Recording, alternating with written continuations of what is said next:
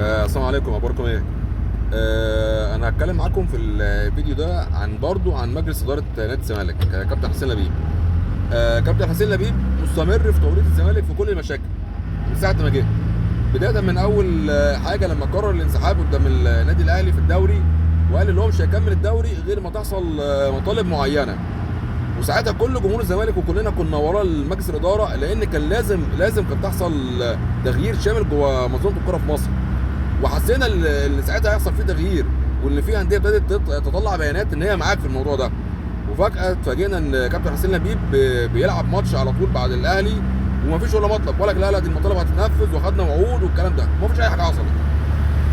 تاني مشكله كابتن حسين لبيب صدرها للزمالك، انتقالات شتويه.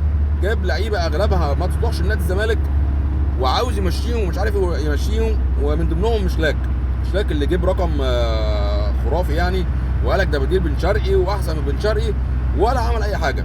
وعايزين يمشوه دلوقتي من النادي، ووكيل الاعمال مصر انه لو مشي هياخد كل فلوسه، وهو هيمشي خلاص، هيمشوه يعني في اتجاه كبير جوه الزمالك ان مشلاك يمشي، وهيمشي وهيبقى خد فلوسه. طب مين اللي هيتحاسب على الموضوع ده؟ طبعا مفيش.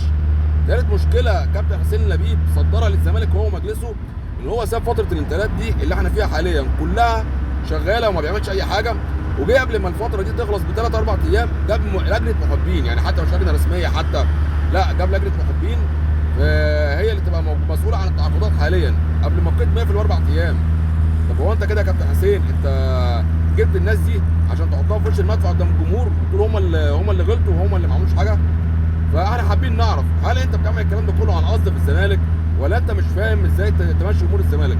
لو مش فاهم خلاص امشي، ما فيهاش مشكله خالص. فانا عايز اعرف رايكم، هل كابتن حسين لبيب قاصد الكلام ده كله، ولا هو